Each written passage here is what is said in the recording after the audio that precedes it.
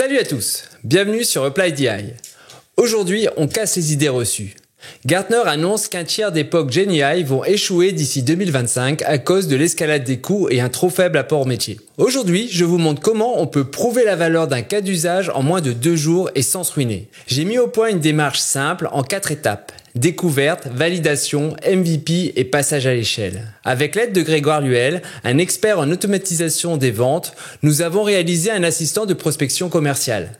Vous pouvez le tester dans le GPT Store, le lien est dans la description. Dans cette vidéo, nous nous concentrons sur la première étape, la découverte, où beaucoup de projets trébuchent. Je vous emmène dans l'atelier où, avec Grégoire, nous analysons le cas d'usage, confirmons son adéquation avec les capacités de l'IA générative et identifions les données nécessaires pour le prototype. Restez bien jusqu'à la fin car Grégoire testera en direct l'assistant que nous avons ainsi créé pour vous montrer comment concrètement ce que l'assistant peut accomplir. Je vais également vous mettre prochainement un lien dans la description vers la méthode ainsi que le code source et les connaissances de l'assistant GPTs pour que vous puissiez le réaliser vous-même. Allez, c'est parti pour le workshop de découverte avec cette méthode qui va transformer votre approche des projets GenAI. Voilà, l'idée pour l'assessment de cette opportunité sur un assistant pour réaliser des séquences de sales. Je interviens en tant qu'expert GenAI qui maîtrise les capacités des LLM pour justement voir s'il y a un bon match. Et donc toi, tu interviens comme expert métier. Ouais, très clair. Alors moi, du coup, je m'appelle Grégoire. Ça fait à peu près 5 ans que je fais du sales et maintenant je travaille effectivement pour une plateforme de génération de leads qui s'appelle Lemlist. Avant de travailler chez eux, je les ai utilisés pendant à peu près 3 ans. Donc l'idée en fait, c'est d'avoir une plateforme unique pour que les équipes sales et marketing puissent générer des rendez-vous en trouvant leurs prospects et leurs coordonnées, contacter de manière automatisée leurs prospects par mail et LinkedIn et maximiser la délivrabilité. Et une grosse partie en fait du succès d'une campagne de prospection, notamment avec du Lemlist, repose sur un bon copywriting, un bon ciblage. Et moi, j'expérimente déjà l'IA de mon côté pour créer des campagnes. Et c'est des choses qu'on recommande également à nos prospects, notamment sur des débutants, de céder de l'IA pour faire notamment peut-être 80% du travail et ajuster les 20% restants de leur côté. C'est vrai qu'il y a quand même beaucoup de tâches qui sont répétitives, mais également beaucoup de freins à la rédaction. C'est-à-dire qu'il y a quand même une petite expertise à avoir. Ouais, ça, c'est des compétences qui s'apprennent, hein, comme un commercial qui veut apprendre à faire du cold call, il doit apprendre à faire des pitchs, ce genre de choses.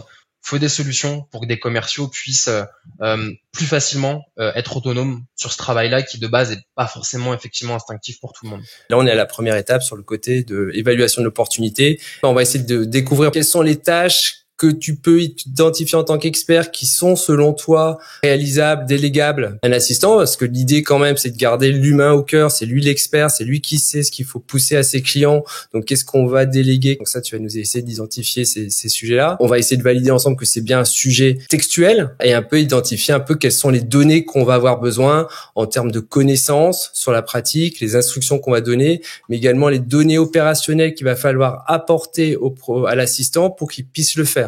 Succinctement, qu'est-ce que tu peux nous dire sur les principales étapes de rédaction d'un email, d'une séquence d'email? Alors, avant de passer sur la création de la séquence, la première étape, en fait, et je pense que l'IA peut vraiment aider, ça va être en fait sur la définition de la cible. Quel type d'entreprise et quel type de persona on va vouloir cibler sur la prospection. Donc, ce que je recommanderais, ce serait peut-être de fournir le site internet de ma boîte et le compte LinkedIn, que le GPT puisse potentiellement analyser ce que fait ma boîte déjà pour avoir une bonne compréhension de ce que je fais, mais également je lui donne aussi ma perspective sur ma proposition de valeur, potentiellement des exemples de clients avec qui on travaille et des use cases assez concrets. L'idée c'est que vraiment, je pense que le GPT puisse avoir une bonne compréhension déjà de ce que fait mon entreprise et que même lui déjà puisse imaginer, en tout cas comprendre via l'analyse de tout ça, potentiellement auprès de quel type d'entreprise je vais vouloir adresser mes services. Donc ton entreprise, le produit vendu, enfin ce que tu vas lui en offrir comme service ou peut-être un événement ou un truc comme ça, le persona à qui tu vas t'adresser, mais peut-être aussi te présenter, non? Enfin peut-être que le GPT, l'assistant. Ouais, alors ça pourrait être, voilà. Ça pourrait effectivement dire quel est l'objectif effectivement du prompt, de la démarche, effectivement se présenter comme commercial dans telle entreprise, expliquer effectivement ce que fait l'entreprise, quelle est sa proposition de valeur et surtout à quel type de boîte elle va adresser ses services. Et je pense que là, on peut commencer à rentrer un peu dans le détail sur des critères de segmentation au niveau des boîtes Par exemple, si on travaille qu'avec des grands comptes, bah, préciser qu'on travaille avec des grands comptes avec un minimum de salariés, qu'on travaille qu'avec les boîtes qui sont en France ou à l'international, par exemple. Donner en B2B, fait ces B2C différents évidemment, critères. j'imagine. Voilà, exactement. B2B, B2C. Donc vraiment tous les critères au niveau de l'entreprise qui fait qu'on pourrait bosser avec elle. Et une fois que les critères de l'entreprise sont définis, c'est intéressant aussi d'orienter le GPT sur quel type de personnes on aide et avec qui on a amené à échanger au sein du compte. Donc, par exemple, pour l'Emlist, je peux très bien échanger avec des directions marketing, que des directions commerciales, que des CEO. Ça me fait différentes portes d'entrée également au sein du compte. Donc, je pense que c'est d'abord que le GPT ait une vision globale de qui target en termes de entreprise et de persona. Et après, à la limite, à la fin, l'orienter sur compte tenu de toutes ces infos, rédige-moi une campagne pour les directions marketing, pour les directions sales. Et l'idée, c'est quand même d'ajuster la proposition de valeur pour chacun. Et je pense que c'est notamment des questions que pourrait poser le GPT pour que je l'aide à affiner sa compréhension de comment l'Emlist aide les directions marketing, comment l'Emlist aide les directions commerciales, quels sont leurs problèmes sur chaque équipe et comment je peux y répondre. Et après, effectivement, derrière, ça va être de dire comment je veux les adresser. Est-ce que j'ai déjà un outil qui me permet de faire la prospection multicanal? Est-ce que je veux faire que de l'email, du LinkedIn ou du call? Donc effectivement aussi orienter le GPT sur les canaux que je vais vouloir utiliser pour contacter ces prospects-là. Et peut-être l'orienter un peu également sur le nombre de touchpoints, le nombre de relances que je vais vouloir apporter Donc, sur durée la de la séquence. séquence, par exemple, notamment les intervalles, ce qu'on peut paramétrer en général. Si on a déjà en fait quelques notions, quelque chose qui va être hyper important, c'est d'expérience. On fait du prompt sur GPT, il a tendance à être très bavard. Ouais. Et c'est tout l'inverse qu'il faut faire dans un email. Du coup, c'est vraiment de lui donner un guide de copywriting. Donc, soit effectivement sur des ressources qu'on a sous la main et qu'on a pu compiler. Pour le coup, je pense que en ayant peut-être un peu de maturité, on peut aussi vraiment prendre ce qui vraiment va nous intéresser en termes de copywriting. Par exemple, moi, sur les prompts que je me suis fait de mon côté, j'ai donné à mon GPT des frameworks de copywriting. AIDA, par exemple, attention, intérêt, désir, action, CPPC, contexte, problème, projection et call to action. Donc, c'est vraiment en fait des différents frameworks de copywriting que le GPT pourrait utiliser pour que notamment les emails de relance n'aient pas tous la même structure et qu'on change un peu. Et il y a également quand même des règles de copywriting qui sont hyper importantes en termes d'email. C'est que l'email soit assez court. Pour le coup, en général, en dessous de 100 mots sur un email. En français, on a un copywriting qui est un peu plus long qu'en anglais, donc on pourrait aller à la limite jusqu'à 130 mots maximum. D'avoir un objet en email qui soit assez court, entre 2, 3 et 4 mots maximum. Idéalement 2 mots écrits en minuscules. Et je pense quelque chose qui est hyper important, c'est de garder un langage très simple. Moi, mon GPT, je lui dis de garder le langage d'un enfant de 10 ans. Je lui écris vraiment ça. Par contre, de garder effectivement quelques mots qui sont en rapport avec ma solution, en tout cas des termes techniques, sans pour autant rentrer dans du jargon qui devient pas très compréhensible. Mais parfois, il y a certains mots qui sont hyper importants de caler dans le mail pour montrer qu'on est un expert. Et je pense que c'est ça en fait, ce que c'est faire un vrai expert, c'est vulgariser un concept tout en gardant le minimum de technicité qu'il faut pour rendre son discours audible par son interlocuteur. Pas de, moi je dis pas de fioriture, pas de texte qui sert à rien. Typiquement, le j'espère que vous allez bien, je l'enlève parce que ça fait typiquement mail de prospection et en fait, la première chose à optimiser notamment, ça va être l'aperçu de l'email qu'il y a dans la boîte mail.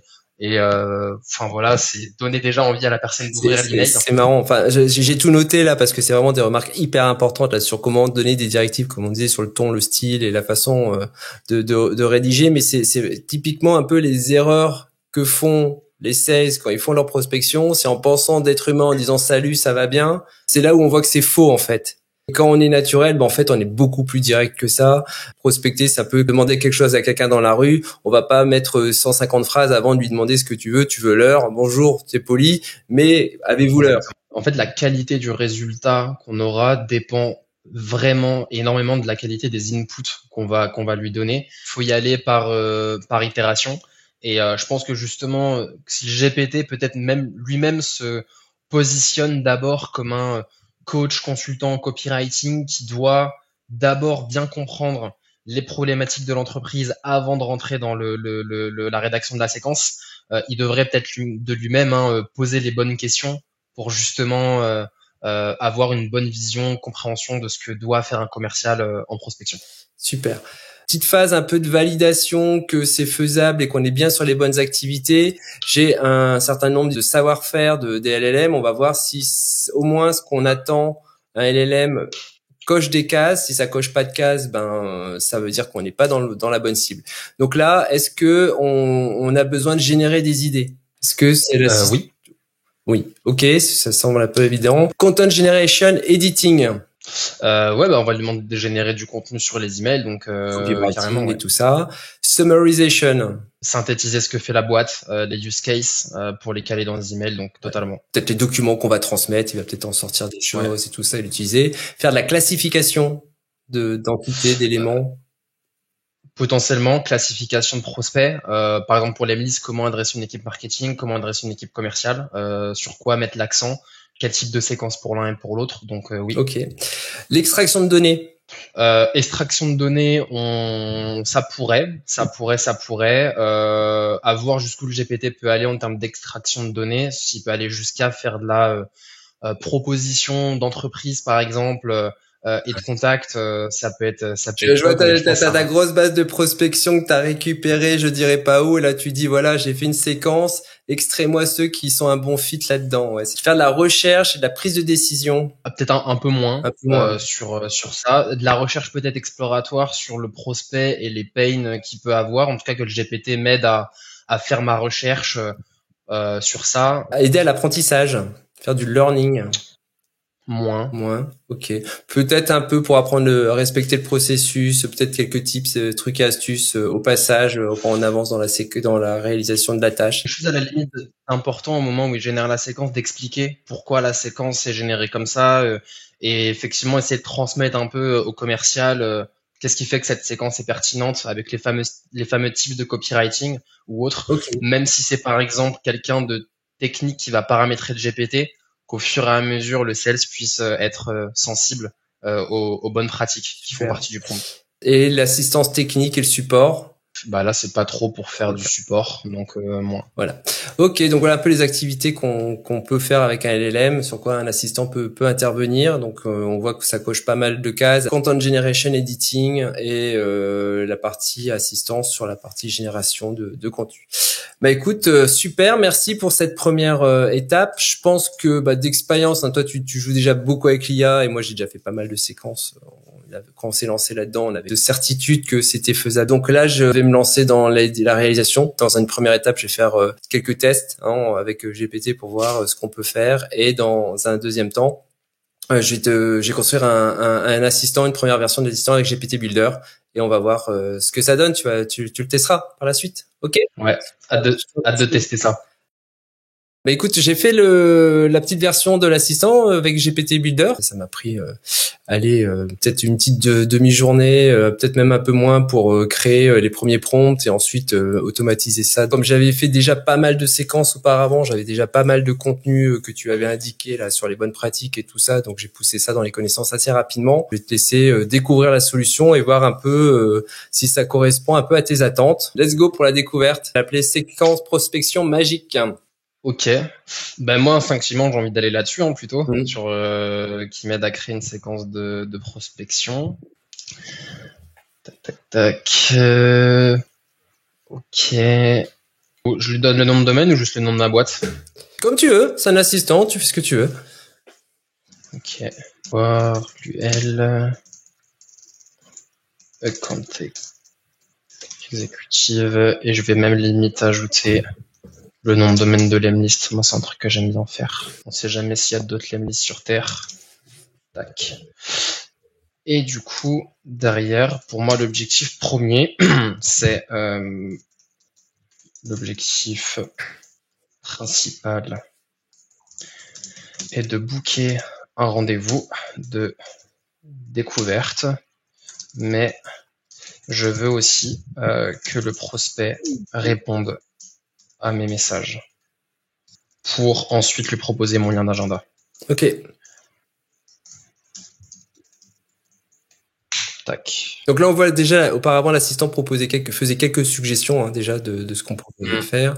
Et là, tu spécifies vraiment ce que tu attends. Alors pour moi, quelque chose qui va être intéressant, ça va être quand même de cibler donc entreprise entre 50 et 500 employés, une équipe commerciale de minimum 5 sales. Idéalement, les entreprises qui ont comme CRM HubSpot, Salesforce et Pipedrive, parce que c'est des outils avec lesquels on a des intégrations natives, ou encore Aircall. Uniquement du B2B. Ok. Boîte française, car je suis sur le marché français. Donc là, ce qu'on voit, c'est qu'il y a quand même l'assistant drive un peu sur ce qu'il faut faire maintenant. Il a validé que tu as bien saisi et tu réponds complètement de façon non structurée. Tu écris ce que tu passes par la tête avec le style que tu veux, quoi. Ah super, il me demande mon petite prospection. Bah oui, il est malin. Durée de la séquence. Moi, j'aime bien faire 3 emails, séquence courte et ton conversationnel, mais en utilisant le vouvoiement. Ok. Vouvoiement. Cool. J'ai essayé au début de faire des campagnes où je faisais que du tutoiement pour tout le monde et ça marche pas pour tout le monde. C'est pas. Bon, en tout cas, je pense que c'est un peu trop cavalier. Donc là, il demande du contenu. Donc, qu'est-ce que tu pourrais partager? Donc, on a bien travaillé sur le persona. Maintenant, il va demander est-ce que t'as pas des trucs sympas à rajouter dans la séquence pour apporter un peu de valeur? Ouais. Alors, il me pose après des questions. Tu penses ou pas sur les types de persona que je cible ou pas? Non, le persona, il est passé là. Et tu peux. Mais vas-y, si tu veux rajouter des choses, tu peux même compléter. Je vais d'abord répondre à cette question-là, qui serait alors moi j'ajouterais ressources, notre page avec les case studies, par exemple, et j'ai un document, si tu veux, je peux le mettre, où dedans j'ai résumé qu'est-ce que fait l'Emlist, les bénéfices et les types d'équipes avec lesquelles elle peut bosser. Bah vas-y, pousse.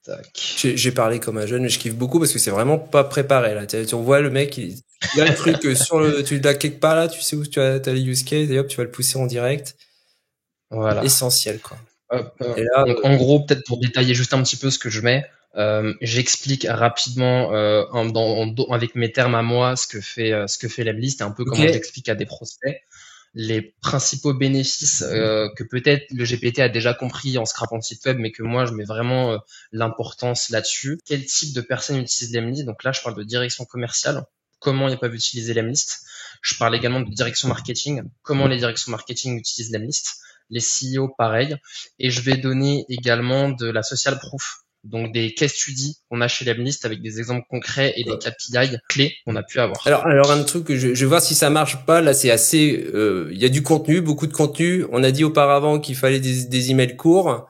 Donc on va voir s'il va respecter cette directive de faire une approche courte. Donc là, qu'est-ce qu'il a dit? Il fait des propositions. Ce contenu est idéal pour structurer une séquence de prospection percutante. Voici comment nous allons l'intégrer. Donc là, il y a une feuille de route. Présente ce qu'il va faire à chaque étape pour que tu puisses le valider, si ça te va ou pas. On peut tester avec ça et je lui dirais juste créer la séquence pour contacter un head of sales. Voilà, comme ça au moins je l'oriente un peu. Super. Voilà, sur le type de persona. Donc on est sur, je crois que tu as pris l'Emlist comme outil d'automation. Donc on est sur, on voit qu'il a intégré du liquid syntax. Alors ouais, ça c'est pas du liquid syntax, mais c'est effectivement les mêmes variables que, en tout cas la même structure de variables que ce qu'il y a sur l'Emlist. Donc tu vois, que je génère tout d'abord, voilà, et là je revois un peu le copywriting. Tiré dessus. Il indique les jours d'envoi pour chaque email, donc c'est une séquence courte, 4 envois. Il a bien fait. Est-ce que c'est suffisamment synthétique, court? C'est beaucoup moins. Alors moi, tu vois, j'aurais dit l'objet beaucoup plus court. Pas si c'était dans les guidelines du prompt, mais justement un objet en minuscule entre 2 et 4 mots. Vas-y, tu vois, par exemple, dis tes remarques, dis non, mais ça me va pas. Les objets. C'est ta préférence. Refais la séquence avec un objet de moins de 4 mots. Entre 2 et 4 mots maximum en minuscule. Ouais, optimiser vos réponses, pourquoi pas. Je verrai, tu vois, peut-être ça peut être pas mal pour un sales, augmente tes réponses en prospection ou autre. Ouais. C'est peut-être un peu trop dans l'opérationnel en fait pour un directeur commercial. Il Essaye faudrait, de tu le faire, vois, juste pour voir. ouais, vas-y. Dire, là, on est sur un head of sales, Euh, trouve tous des titres plus opérationnels pour un head of sales. le head of sales sera sensible à comment Nemis peut aider son équipe à booker plus de RDV. Il ne sera pas end user, donc prendre de la hauteur. Sur le titre. Ouais, Ouais, même en général, je pense qu'il a peut-être fait ça au niveau du copywriting. Booster vos rendez-vous, c'est déjà mieux. Ok, cool. C'est déjà mieux. Là, en tant que head of sales, vous cherchez probablement, donc il a réintégré ça. Il est direct, hein, il a pas fait. Ah, là, tu vois, c'est la bonne posture, tu vois. Super. C'est bien. On parle de vous, en tant que vous, voici quelles de problématiques que vous pouvez avoir. Ça c'est bien. On suit une démarche qu'on fait valider, on pousse le contenu, on a bien travaillé sur le persona, voilà, on est guidé dans la logique qu'on doit prendre. Ça permet aussi aux gens d'être beaucoup plus concentrés sur là où ils apportent de la valeur, justement dans la personnalisation, dans l'affinage. C'est pas mal, hein. C'est pas mal sur ce qui est généré. Par contre, ce qui est intéressant, c'est qu'il a compris qu'il fallait pas répéter le même message et le tourner d'une manière un peu différente. Bon, on va peut-être conclure. On s'était donné une petite demi-heure là pour faire l'évaluation là. C'est quoi ton feedback? C'est opérationnel, quelque chose que tu penses que tu pourrais proposer peut-être à tes clients, à ta prospection, à tes équipes de sales? Ouais, bah, tu vois, je pense que là, c'est un bon exemple. On a passé quoi, 5-10 minutes à peu près sur le prompt. On voit que le résultat est quand même très bien, mais pour le coup, il manque encore quelques infos pour que le résultat soit vraiment parfait. Et en fait, c'est des infos qui viennent de ma part, Ouais. que moi je devrais donner. Donc peut-être passer encore 5 à 10 minutes de plus pour affiner un peu plus la séquence. Un commercial qui passe 15-20 minutes dessus, il peut avoir un résultat qui est vraiment correct. Donc en 15 minutes, on a une séquence de prospection personnalisée pour des head of sales grâce à cet assistant. Donc il y a un vrai bénéfice en termes d'efficience, qualité, etc. Donc Surtout à préciser que toute la première phase un peu exploratoire de ce que je fais, ce que fait ma boîte, etc., une fois qu'on l'a fait une fois, c'est plus à faire. ouais. Donc peut-être juste à voir si le GPT peut sauvegarder et se souvenir de qui on est, ou soit on se crée un document comme je fais de mon côté, un peu en mode template, et je fais un snippet copier-coller pour le remettre à chaque fois. Ouais, pas une version pro alors avec état, sauvegarde de compte et tout ça, ouais. C'est ça. Parce qu'au final, la phase qui nous a un peu pris le plus de temps, c'est de lui expliquer ce que je fais, à qui je m'adresse. Si après, juste à lui expliquer, voilà, qui je veux contacter aujourd'hui dans tel secteur et qu'il a déjà 90% de ce que je fais, là, on passe de 15 minutes à peut-être 5 minutes. Super. Donc, c'est un go. Bah, écoute, merci beaucoup, Grégoire, pour tout ton temps. C'était super intéressant. En tout cas, c'est assez passionnant, tout le savoir-faire et tout le boulot qui est fait, en fait, pour générer du lead, hein, et je trouve ça aussi hyper intéressant de l'appliquer sur le développement d'un assistant.